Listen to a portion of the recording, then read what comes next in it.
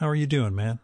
I'm Gil Roth, and you're listening to a bonus episode of my Virtual Memories Show podcast.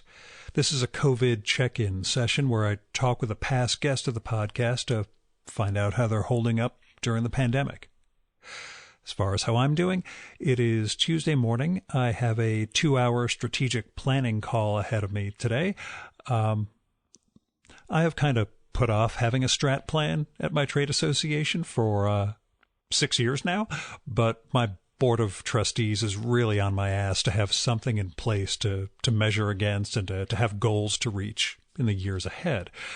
Of course, it feels a little academic to work on that just now, but it does help me imagine what things will be like after this. And I can get back to the anxiety of people judging me on numbers rather than the anxiety that every physical connection comprises a potential viral infection. So let's get to today's guest. Horror fiction editor Ellen Datlow joined me yesterday afternoon from New York City's West Village to talk about how she's coping. Ellen is one of the best editors around, as attested by so many guests of mine who've written for her anthologies, most recently Richard Kadrey and Cassandra Caw. Ellen also is 70, lives solo with 2 cats, and is in the middle of the viral hot zone.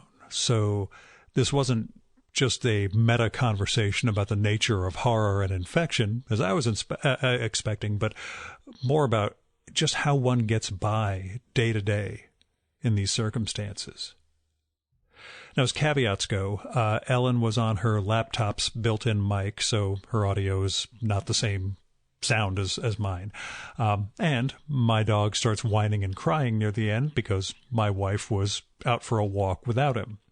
Most important caveat, the conversation came together really quickly. We were going to just test the mic connection to see if the built-in laptop mic was going to work, and that turned into, what the hell, let's record now. And because of that, I didn't have time to write out any notes for questions, so I forgot to ask Ellen about how her great monthly in-person reading series, Fantastic Fiction, which is held at the KGB bar in New York City, was adapting to the new situation. It turns out that Ellen and her partner in crime, Matthew Kressel, have shifted Fantastic Fiction to a YouTube Live format. You can find out more about it at kgbfantasticfiction.org, and I'll have a link for that in the episode and in the show notes. The next installment will take place virtually on YouTube Live on April 15th, 2020, and features readings from the authors Michael Sisko and Clay McLeod Chapman. So hit up kgbfantasticfiction.org to find out how to attend that. And here's us. How are you doing? I know it's okay. open question, but yeah. Well, I'm anxious. I'm feeling less anxious as the days go by because I'm constantly afraid that I've been infected by, going out. Sure. I mean, I'm trying to remember the last time I was on the bus, just actually about 4 days ago. And it was not crowded. It was almost empty, but it was still hard to keep away from people. And, right. Every time I go to a grocery store, because I have to get groceries, I'm not as nervous about the other people. It's the clerks. I mean, you can stay away 6 feet from the people because there aren't many people there, but the clerks are like a foot away. Yeah, and they're points of contact with everybody. Yeah, and I'm more scared of them than the other people in the store. So, I mean, I'm trying to avoid, and actually I decided I'm not going out at all. I mean, I am going out to walk around the block, but I'm not going to go to any store anymore. I just ordered, Saturday I ordered Instacart, which now is on strike, for delivery on tomorrow. And I have no idea if it's coming. But I'm hoping if not tomorrow, it'll come soon. I haven't gotten mail since Wednesday. Our post office is understaffed and we're maybe going to get mail once or twice a week now. But I'm waiting I know I've got, I get this daily thing telling me scanned mail, what I have. So I know there's at least a check in there. But I mean, they're not things I desperately need. I mean, I don't think, but I still would like my mail. So, I'm basically, it's a low grade anxiety. I feel my head all the time. If I have temperature, I feel okay. Am I coughing? No. Or am I coughing okay? My coughing is just, it's productive. So that's good. I can still taste and smell things. So, every week I've never had the experience. I mean, I'm 70, so I'm in the danger zone. But I've never kind of had the experience of waking up and saying, "Oh my God, I'm alive," today, for now, and feel my head, and it's like, "Oh, I feel okay," So I'm a lot more aware of my mortality, and I guess I'm terrified of getting sick enough to have to go to the hospital and dying there. I just have, because we don't have any idea how it's going to affect us. If I thought it was not going to affect me badly, and I could breathe. I mean, the scary part is, not being able to breathe. I don't want to freak out your audience, but that's what scares me. And I have slight the previous asthma. Guest, I have slight asthma. Oh, sorry. Go on. I was going to say the previous guest is the first guest I've had who's tested positive, and can you say who it is? Oh yeah, Eva Hagberg. We posted it this morning. She had all sorts of crazy health issues. She's in her 30s, but during the conversation, she was pausing for breath mid-sentence again and again, and that's, I'm just doing it for effect. In her case, it was right. Well, see, that's what I'm scared about. I have slight asthma, and I've never had an actual asthma attack. It's usually a cough, but it doesn't matter. You just don't know how it's going to affect your lungs. And we don't know enough about it to know. Well, we just don't know enough about it. And even if we did, there's nothing to do about it. So anyway, so I'm anxious, but other than that, I'm fine, and every day that goes on, I'm thinking, okay, I wish they had the universal test, the home test, so we know if we've been exposed at least. But, other than that, my neighborhood's really quiet. I'm not doing anything much different.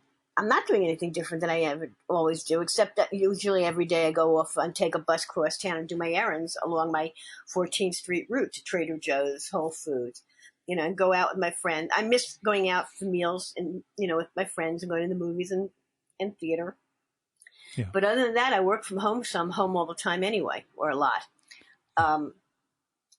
It's harder to focus because I'm on Twitter way too much. And if I look at too much Twitter, it freaks me out. That's what I was wondering, is the anxiety, it's exacerbated by reading about what Trump says and the mismanagement of the whole thing and what's going around all over the country now, but in the world. That's all anxiety provoking. And you could sit and not look at any news and just be totally in your little bubble. I don't want to do that, I have less anxiety than most people. I'm not a depressed, it's not like I'm having anxiety attacks. It's just this low grade stress that's not going to go away until they find a cure, I guess, or a vaccine, because it could come back, in the fall. Even if it goes away, it could just come back. Right. Now, does this match up with any dystopia you ever encountered in science fiction or fantasy? Probably. I don't read that much. Well, you know what? It's funny because Open Road had asked me, they wanted me to give them recommend 10 books to read during this, about my reaction to this plague, to the virus and what books I would recommend for an apocalyptic period of time. And I said, are you fucking kidding me? I'm sorry, I don't know if I can. Are you kidding me? No, please. I said to my in-house editor, Betsy, I said, no, I'm not going to read that. Why would anyone want to read that shit? I want to, I'll recommend horror novels that have absolutely nothing to do with plague. I'm happy to do that. So that's what I did. So I recommended 13 novels. It's online someplace. It just was posted a few days ago. 13 novels that have horror novels that have absolutely nothing to do with the apocalypse or with plague. And, escape is a little better than watching I Contagion again and again on Netflix. I know. Is it Contagion or the other one? Which was the one with Gwyneth Paltrow? That was Contagion. It was called Contagion? Oh, well, Yeah, I I'm know pretty sure. people are Yeah. watching that. It's like, why would you want to watch that now? Are you kidding me? What is Yeah, I wrong with think you? Don't you get enough of it in the news? right. I think they were watching it before It got really before they bad. understood things were going to get heavy here. I could understand that a little, like when it was still pretty much outside the U.S., Uh-huh. just in Washington State. But once it started to break big, yeah, no, that's not something I would decide, hey, let's watch this. Yeah, That's, no, it's like, I don't think so. But yeah, I'm getting a lot of work done, and yeah, sure. I finished one anthology that I was working on that was late. I mean, it was due March 15th. It's like, it's going to be a little late. It was a reprint anthology, so, it was mostly just rereading things. And I'm actually getting a head start in my year's best for number 13. I'm starting yeah, to read that. And I'm reading the Shirley Jackson biography, which I have yeah. had for 4 years on my floor in the bedroom, and I finally am reading it. It's great. I mean, it's really interesting. So, Have the publishers talked at all about delays or other weirdness yet? a little bit. I mean, not for. I have an anthology coming out, I think in the fall. Several. My Hollywood horror, my movie horror one, Final Cuts, and my Best of the Year is coming out in September anyway, and edited by us. I don't know when it's coming out from Subterranean. And with Tour.com with the novellas, we had it's kind of a domino effect. We have a novella by Stephen Graham Jones, Night of the Mannequins, that was supposed to come out in I think in July, but his novel from Saga, The Only Good Indians, that was been postponed to September. So that's been postponed to July. That was supposed to come out in May. So we're postponing the novella till September. So that okay. kind of thing. So far, nothing else as far as I know. Able Yeah. to So how are you outside of the doing? Shirley Jackson. I don't even go into it. I do a little bit about it in the introduction for for each of these, but yeah, it's the low grade anxiety. It comes and goes. This morning was that pit of my stomach thing, the shortness of breath. That's anxiety as opposed to shortness of breath from. Yeah, see, I don't get that, but then I start getting, oh my God, I'm getting swollen. Oh my God, this aches. I go for a massage every other week because my shoulders are so tight. And so everything starts hurting from the neck down. And I'm thinking, oh my God, I've got it. It's like, wait a minute. Yeah. It's like my shoulders are up to my ears. So I squeeze them and I put Tiger Balm on. And then I think, oh my God, I have swollen glands. But if I do, that's not a symptom, so screw it. But I don't have swollen. Do I have swollen glands? But I haven't taken my temperature because I can usually, I can feel on my forehead if I'm getting feverish at all. I will take my temperature. So much of this is allergies. Yeah, I have allergies all the time. I mean, before it was this total lockdown and scare and everything. I mean, I was sneezing and blood. I came back. I was at Atlantic City for President's Day weekend. My friend and I both came back with colds. She's saying now, well, maybe that was it. I said, no, it was really mild. It was just a cold. It really was not. I wish it was, so we got over it. But no, it was just a cold. But I had a lingering cough for a while. I mean, the cough is finally kind of gone. But whenever I cough, I think, okay, is it a dry cough? Oh no, something's coming up. I'm fine. Right. Oh, thank God. There's thank phlegm. God, there's something coming up. Yeah. I mean, I wake up and I started putting on my humidifier. I have my humidifier on, my air purifier, and my fan. I don't have enough outlets for all of them. My apartment is so hot, and it's been so hot in the last 3 months. It's overheated. Either we have no heat or we have too much heat, and it's been overheated for like 2 months, and so I'm sweating all the time. It's like, I have to put my fan on, and that takes up one outlet. I only have 2 outlets to reach for everything. I remember that the apartment was pretty crowded when I came by that time. I actually have an outlet. I doubt if you remember my, I have this display case in the middle of my living room, and it's a very nice display case. I have all kinds of stuff in it, and there's an outlet behind it, but I can't get to it because the display case is there, and I can't move it. It's got all this glass and stuff. I just can't move it. I remember, yeah. So it's like, well, too bad I did that years ago when I put that there in front of the outlet. Yeah, I should have been thinking, but... Now, anybody you are either binging on reading, or do you do the Netflix thing? I haven't started a new novel yet. I'm reading anthologies for the year's best. I'll probably read Alma Kutzo's I think it's called The Deep, that novel next, maybe. I'm not sure. I just started watching The Amazing Mrs. Maisel. The thing is, I've been watching Orphan Black on DVDs on Netflix, and I'm in the third season, and my DVDs haven't shown up. So I was again, the lack of mail. Yeah, exactly. I know they're in the post office because I got the scan of them last week. And this is my discipline. I only am allowed to watch DVDs on Friday nights and Saturday nights. That's my date night with myself. But I missed it because, no DVDs. And there was nothing I had. I don't have many that I wanted to watch. And then I'm thinking, okay, can I watch something online? It's like, I don't even know. I mean, then I finally, in desperation, last night, like 2 nights ago, I was like, I can't stand this. I have to watch something.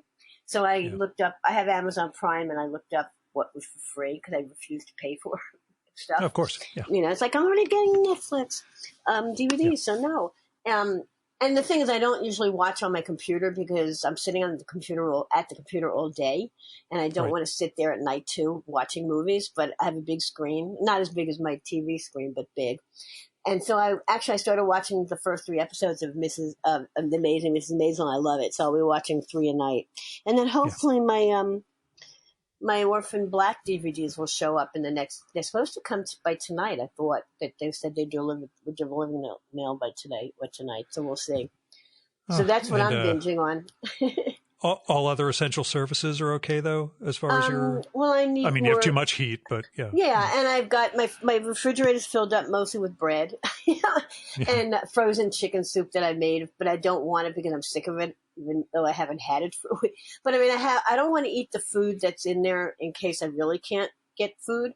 So I mean, as I said, I have a delivery. I was going to supermarkets and buying things, in CVS I was able to get some things, seltzer. My staples are I don't cook a lot,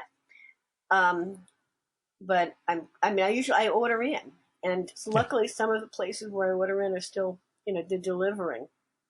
And I have to be very careful every time something comes in. Of course, wherever it is, I'm careful, to wash in between, removing all the paper from the paper bag, the plastic, everything. I'm like washing in between. We have a whole decontamination station set up in the garage. Yeah, for well, that, unfortunately, I don't have have the a space garage. out in the suburbs. Yeah, right. That's the thing. I mean, right. And when my delivery for groceries come tomorrow, if they show up, I'll have them put them in my front by my door, and then I'll have to take things out. And I'm expecting cat food today. It's supposed to be delivered by the end of the day, so I'll have to go downstairs for that. And what I'll do is cut the big box. Well, it depends on how heavy it is. Usually, it comes like 2 little cases in a big box, so I'll cut the box open and leave it downstairs in the back, and then I'll come up and wash my hands and open the box and wash my hands again. Yeah, and keep washing my hands. And I clean periodically. I clean the latches to my door and the door. It's not even. It's not a knob. It's a handle. My door handle, and various things like with light switches, with Mr. Clean or whatever I have. I don't have wipes. I was not able to get wipes. I never had them, and by the time I tried to get them, they were gone. So I don't have any wipes, so I just use paper towel and put Mr. Clean or Fantastic or whatever on and rub things on, But it'd be really nice to have wipes.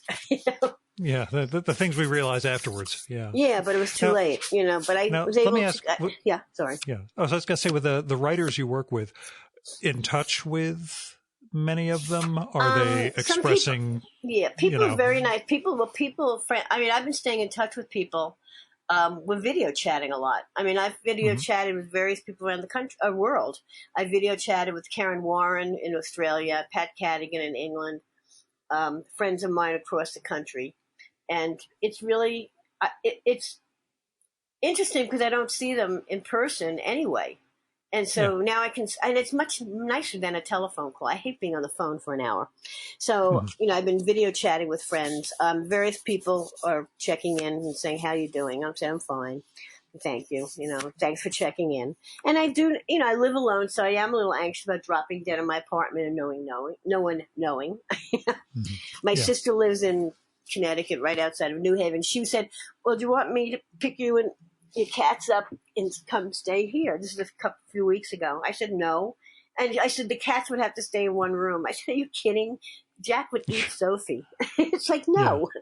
I said, thank you, but I'd rather stay here. I don't want to be, I don't want to be up there. I mean, right. What's the point? I mean, she used to, it's like she lives in a house. So, but it's not a very big house. And, as I said, and she has cats. So it's like, it would be a real problem for them, Mm-hmm. Well, I get you. We're a little worried about our mom, who's down in Florida at 92. And she's in a retirement community. She takes care of herself. She has an aide coming in 6 days a week. And I worry about the aide. I mean, the aide, I met her. I don't know how old she is, but she comes in every day. My mom says she has a 12-year-old child. I don't know what her circumstances. I know she is religious and goes to church. Now her church is virtual, but before that, I don't know. Was she going to church, with a 500 people or even 100 people? And my mom doesn't ask these questions. It's like, do you ask her to wash her hands when she comes in? And my mom, she takes my mom shopping. She goes to BJ's and places. So I worry, my sister and I worry about my mom, but what can we do? We can't go down there and there would be no difference if we were down there or not. But she's not going out with a friend. Now the community social stuff is closed down. At one point, she went to a friend's and they both sat in the garage far away from each other. But my mom sleeps a lot anyway. I mean, she's old. Yeah. So it's still the idea that everyone is a vector or possible vector. Yeah. So, I mean, we worry about it, but there's nothing we can do about it. I mean, she knows she knows the deal. She's not one of these idiots who ignores it, who thinks it's not happening. There's only just so much you can do, though. Yeah, right. From her position. So. Well, and we're supposed to fly down there May 6th, and I'm sure that's not happening. So I've already canceled 2 trips. One to England for Stoker Con and New Zealand for Con Zealand. Those have both been canceled, at least live. So yeah.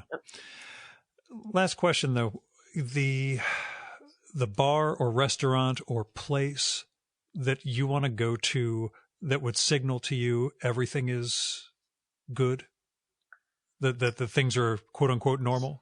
Well, my local restaurant that I go to, I ordered in from actually Tavern on Jane. It's like 2 blocks away, and I don't go there that often, but I go there regularly. And if I could go there for an actual meal, that'd be great. But I did order in. They make great burgers. Again, I had to sterilize everything, and also the waitress did not. She wasn't wearing gloves. She wasn't the one who gave me the food. I mean, I don't know who cooked it, right? I mean, there was no one in the restaurant. It was deserted, and she gives me, the food, no mask.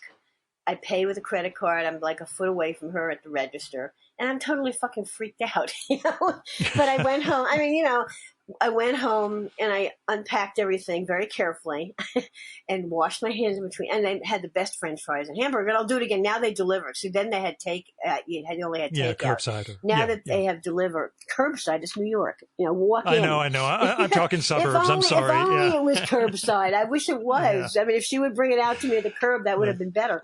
On a pole. Right. Exactly. Please just give me a fishing pole and give it or throw it to me.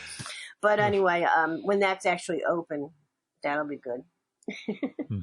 So, and it could be a whole new type of horror story and novel that starts coming your way after all this. No. I don't want to read any of those. I did look at a wonderful plague novel that was a completely different plague that I'm hoping that we can buy for Nightfire, the Tor horror imprint. But it has nothing to do with this kind of plague, and it was written before this plague. So, but anyway, my authors. I worry about them. They're all over the place. They're fine, I think. I mean, as far as I know, I pay attention. I follow people on Facebook. I follow people on Twitter. Periodically, they said people just contact me and say, how are you doing? You okay? And I said, yeah, and how are you? So I've been in touch because I'm paying royalties, and sometimes I don't have people's email addresses. So it's a good excuse to say, well, how are you doing also? Yeah. Yeah, it's been weird, the sense of people coming together who don't normally communicate that much, because we always assume we'll have some other time to get together. And like this, we always figured, we'll have ReaderCon, we'll do this, we'll do that. And I hope ReaderCon still goes on. We'll see. Yeah, we'll see. Anyway, Elle, thanks so much for coming on, and we'll see each other again. Trust me. We will. Yeah. Okay, good. And thank you so much. And I love what you're doing. Thanks. Talk to you soon. Okay, bye-bye. And that was Ellen Datlow.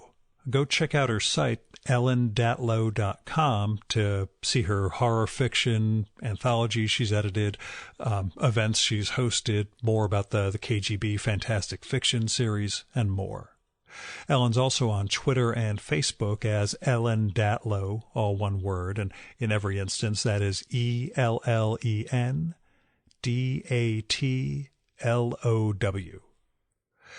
We'll be back daily or so with more of these COVID check-ins.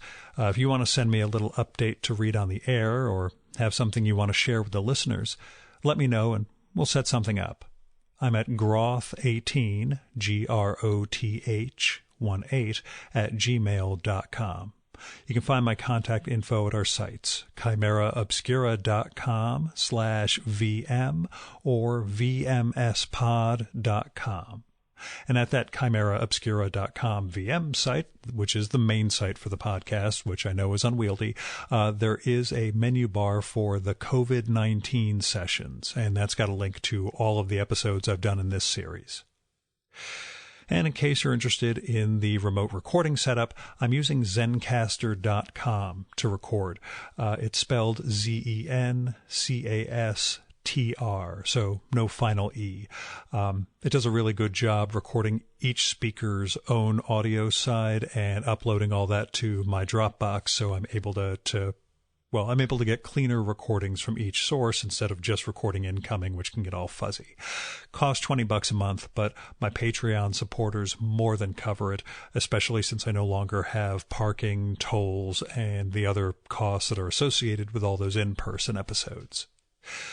If you can spare anything, what I'm saying is, don't put any more money into my Patreon, but go find the artists, writers, other creative people, just people in need who have Patreons, Kickstarters, Indiegogos, GoFundMes, or whatever. Any sort of crowdfunding model, tip jar, just people you want to give a little cash to help them get by. Show them some support. I'm doing fine, but thank you to all my patrons for showing me some love. I am Gil Roth. This was a bonus episode of my Virtual Memories show. Thanks so much for listening. Keep the conversation going, stay safe, and wash your damn hands.